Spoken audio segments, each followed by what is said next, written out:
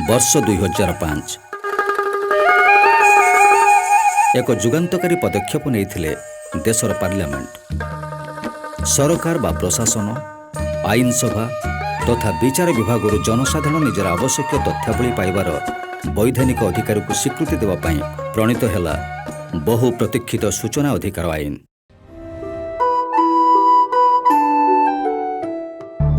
ଏହି ଆଇନର ମୂଳ ଉଦ୍ଦେଶ୍ୟ ଥିଲା ଦୁର୍ନୀତିକୁ ରୋକିବା ଏବଂ ଜନକର୍ତ୍ତୃପକ୍ଷ ମାନଙ୍କୁ ଲୋକଙ୍କ ନିକଟରେ ଉତ୍ତରଦାୟୀ କରିବା।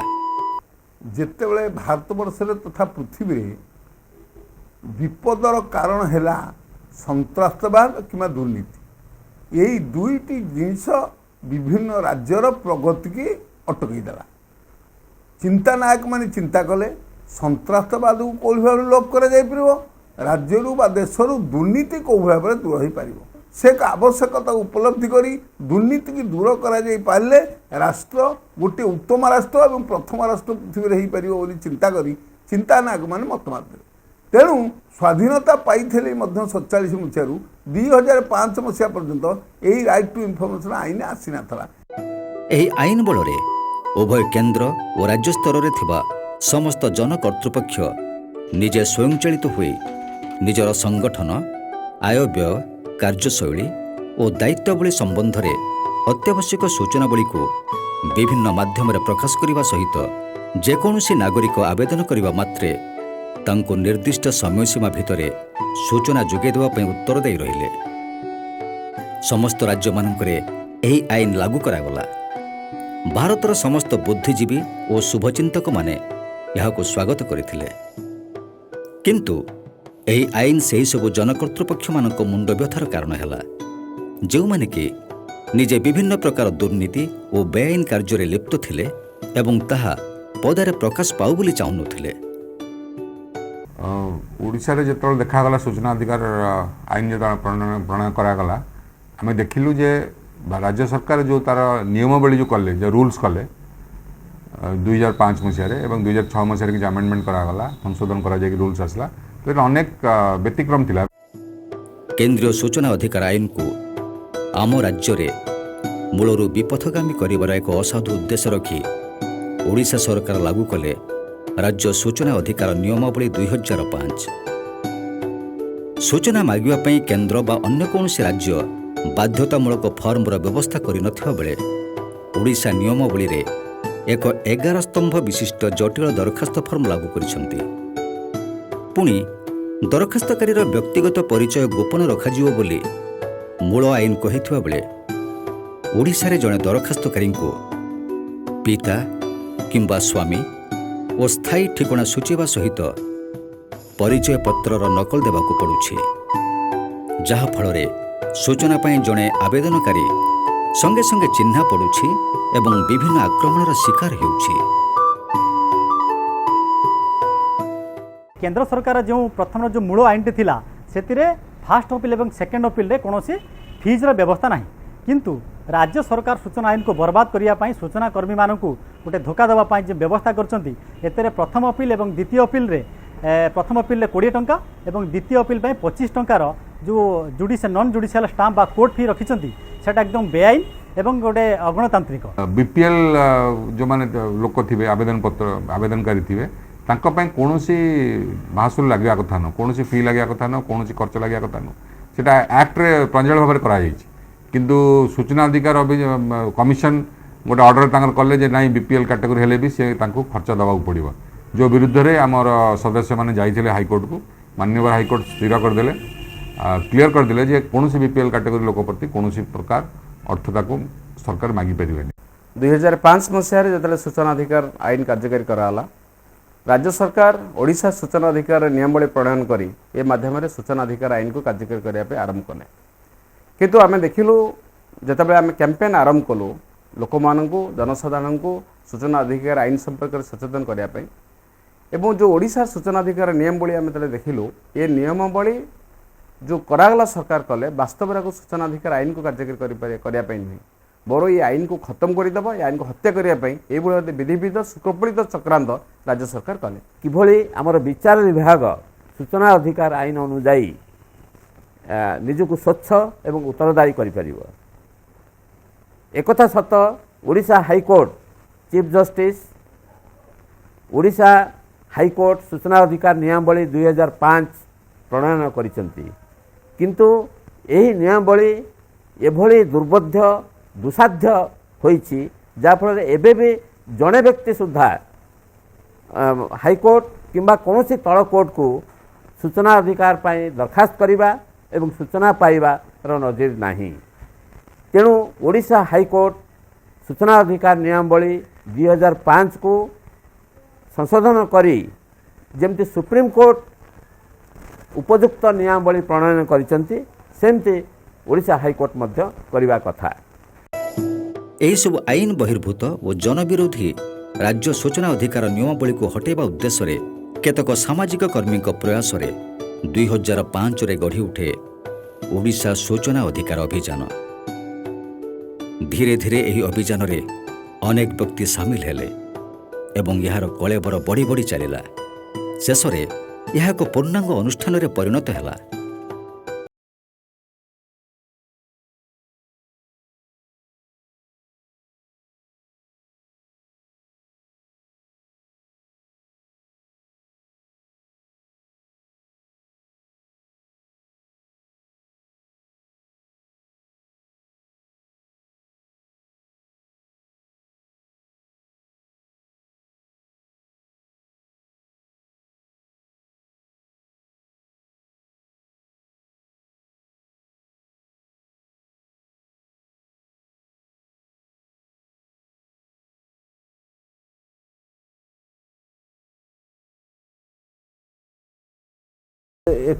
आईन टी परिणत है निश्चित भाव में सरकार कल जी सरकार रे रहिबे जो माने स्वच्छतार दही दौरान जो माने स्वच्छतार कथा कहते खूब आमे ट्रांसपेरेंसी आणबू लोक मान को न्याय दबू आईन पर आईन करुँच से माने निश्चय आकू मध्य निजर एक बड़ अस्त्र भाव में व्यवहार करेंगे एवं सरकारी कल बा सरकारी ब्यूरोक्रेसी जहाँ आम कहूँ अमलातांत्रिक व्यवस्थार स्थाणुता को भांगिबारे आकू सब मध्य एक अस्त्र भाव में व्यवहार करेंगे।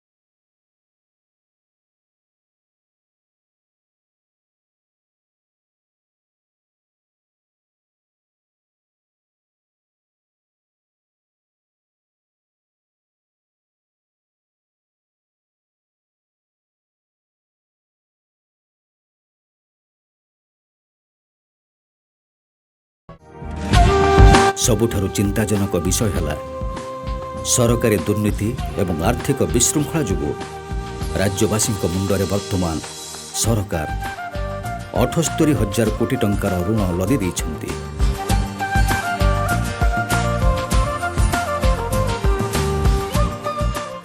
ଓଡ଼ିଶାରେ ଏଇ ଯେଉଁ ଅଭିଯାନ ଚାଲିଛି ଏବଂ ଯେଉଁଥିରେ କି ସୂଚନା ଅଧିକାର କର୍ମୀମାନେ ସାରା ଓଡ଼ିଶାରେ କାମ କରୁଛନ୍ତି, ସୂଚନାଙ୍କ ନିୟମଟାକୁ ସଂଶୋଧନ କରିବା ପାଇଁ ମଧ୍ୟ ସେମାନେ ପ୍ରସ୍ତାବ ଦିଆଯାଇଛି।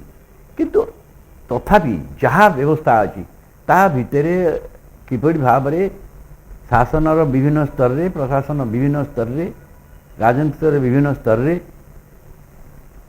ଯାହା ସବୁ ଚାଲିଛି ଭ୍ରଷ୍ଟାଚାର, ବେଆଇନ କାର୍ଯ୍ୟକଳାପ, ତାକୁ ପଦାକୁ ଆଣିବାରେ ବହୁ ସୂଚନାଧିକାର କର୍ମୀ ବିଭିନ୍ନ ମାନେ ରିମୋଟ୍ ଅତ୍ୟନ୍ତ ଗାଁ ଗହଳି ସ୍ତରରେ ମଧ୍ୟ କାମ କରିଛନ୍ତି।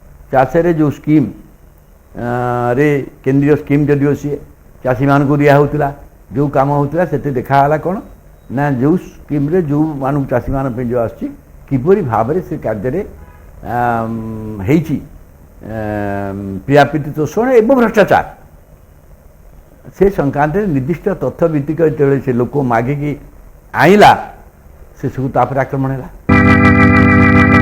ଏଭଳି ଦୁର୍ନୀତିଗୁଡ଼ିକର ଖୁଲାସା ଦେଖି ରାଜନେତା ଓ ଉଚ୍ଚପଦସ୍ଥ ଅଧିକାରୀମାନଙ୍କ ମନରେ ଛନକା ବସିଲା। ସୂଚନା ମାଗୁଥିବା କର୍ମୀମାନଙ୍କୁ ଭୟଭୀତ କରିବାକୁ ଚେଷ୍ଟା କରାଗଲା, କିନ୍ତୁ ସୂଚନା କର୍ମୀମାନେ ଏଥିରେ ଭୟଭୀତ ହୋଇନଥିଲେ।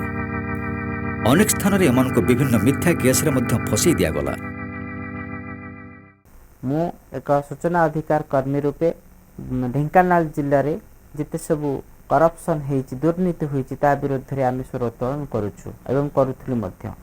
ମୋର 16/6/2016 ଦିନ ଉଡ଼ାପଡ଼ା ତହସିଲ ଢେଙ୍କାନାଳ ଅନ୍ତର୍ଗତ ମୋର ସୂଚନା ଅଧିକାର ଅଭିଯାନର ଯେଉଁ ନିୟମ ଅଛି ସେଥିପାଇଁ ମୋର ହିୟରିଂ ଥିଲା। ହିୟରିଂକୁ ମୁଁ ଆସି ଫେରୁଥିବା ସମୟରେ ତହସିଲଦାର ଲୋପାମୁଦ୍ରା ମହାନ୍ତି ଓ ତାଙ୍କ ସହିତ ଜିଲ୍ଲାପାଳ ରୂପାରୋଶନ ସାହୁଙ୍କ ଉଦ୍ୟମରେ ସେମାନେ ଖଣି ମାଫିଆ ଏବଂ କ୍ରସର ମାଫିଆଙ୍କ ଦ୍ୱାରା ମୋତେ ମରଣାତ୍ମକ ଆକ୍ରମଣ କରି ମୋର କାରକୁ ଚୂନା କରି ମୋର ଗୋଡ଼ରେ 18ଟା ଷ୍ଟିଚ୍ କରି ଗୋଡ଼ ଭାଙ୍ଗି ଦେଇ ମୋତେ ନଦୀକି ଫିଙ୍କି ଦେଇଥିଲେ, ଯାହାକି ସୂଚନା ଅଧିକାର କର୍ମୀମାନଙ୍କ ପ୍ରତି ବିପଦ ଓ ଭୟଭୀତ କରିବାର ଏକ ପ୍ରୟାସ। ଅନେକ ସ୍ଥାନରେ କର୍ମୀମାନଙ୍କ ଉପରେ ମରଣାନ୍ତକ ଆକ୍ରମଣ ମଧ୍ୟ କରାଯାଉଛି। ଧାଡ଼ିରୁ ବାବଦରେ ତଥ୍ୟ ମାଗିଥିଲେ, ମାଗିବାରୁ ମୋ ସ୍ୱାମୀକି ସେମାନେ ବିରୋଧ କରିକିରି ହତ୍ୟା କରିଥିଲେ। ତାପରେ ସେମାନେ ତ ମାରିକିରି ବହୁତ ଯାହା ଦ୍ୱାରା ମରେଇଲେ ସେମାନଙ୍କୁ ବହୁତ ଟଙ୍କା ଦେଲେ, ଟଙ୍କା ଦେଇକିରି ମୋ ସ୍ୱାମୀକି ସେମାନେ ମରଡ଼ କଲେ।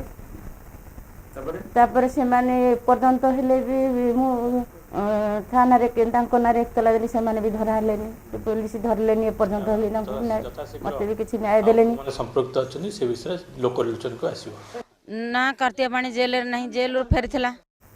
ପାରିବାରିକ ଅବସ୍ଥା ବହୁତ ହି ଖରାପ, ମୁଁ ବହୁତ ଇଏରେ ଚଳୁଛି। ପିଲା ଦୁଇଟା ମା, ତାଙ୍କୁ ନେଇକି ମୁଁ ଚଳିବା ବହୁତ କଷ୍ଟ।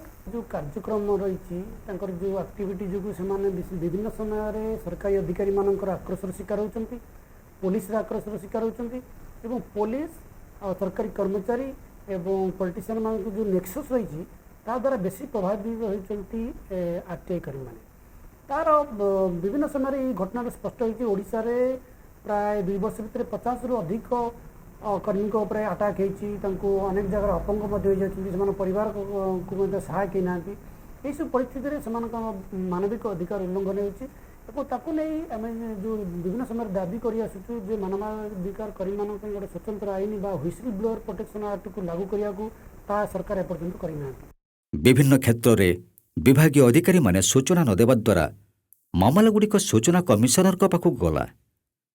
ସରକାର ଓ କମିଶନର ମିଲି ଭଗତରେ ମାମଲାଗୁଡ଼ିକୁ ଦଫାରଫା କରିଦିଆଗଲା।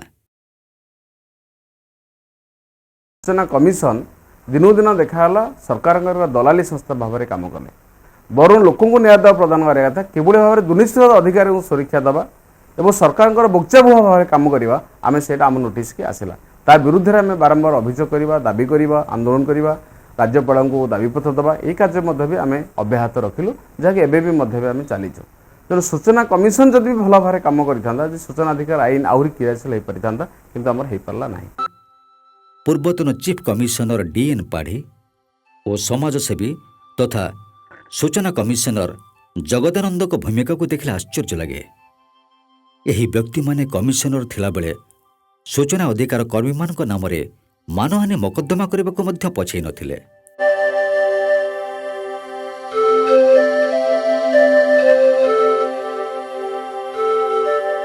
सूचना अधिकार आईन और गणमाध्यम और सूचना अधिकार कर्मी और सांबादिक एमानकर गोटे सब बेले विन विन कॉम्बिनेशन जिते अधिक लोक ए सूचना बाबद जानी पारिबे बा किछि भूल भटका बा बेआईन घोटाला भ्रष्टाचार विरुद्ध जानी पारिबे सेतबेले ए आईन रो प्रकृत जो प्रयोगटा सेटा साधी थला बोली आपण जानी पारि। मु जहा देखुची बा देखि आउछि किछि वर्ष बा जे जेभली भावरे सूचना अधिकार आईन और गणमाध्यम भितर गठबंधन रहिबा कथा गोटे स्वास्थ्यकर गठबंधन से गठबंधन रही पारनी। गोटे सबुठारु दुर्भाग्यपूर्ण चित्र होची कि एबे जो ट्रेंड आसुची जी सूचना मागिबो तापर आक्रमण हबो एथि पई कि तार ठिकानाटी रहुची सेतरे हत्या धमक आक्रमण हत्या मध्य करा जाउची। एटा अनेकांश कमी पारिबो जते बेले सांबादिक माने बा गणमाध्यम संस्था माने सूचना अधिकार कर्मी को पाखर रहिबे। तथापि दबी जाए नहीं सूचना आईन बल सूचना मागिबा। यह भितर बीती जाइछि 12 वर्ष। प्रति वर्ष हजार हजार सूचना कर्मी आविर्भाव होउछि। ओडिशार सबु जिल्लारू कर्मी माने एही अभियान रे शामिल हेउछन्ति। बहु दुर्नीतिर पर्दाफाश करुछन्ति। अवैध ओडिशा सूचना अधिकार नियमावली 2005 को हटेई उपयुक्त नियमावली लागू करा जिबा एवं तद्वारा ओडिशा रे सूचना अधिकार आईन रो कार्यकारिता को शाणित और प्रभावशाली करिबा तथा सूचना अधिकार बल रे राज्य शासन को स्वच्छ दुर्नीतिमुक्त और उत्तरदायी भाव गढ़ी तोलिबा पई अभियान प्रयास जारी रही एवं आगामी दिन में जारी रहियो बोली अभियान संकल्पबद्ध।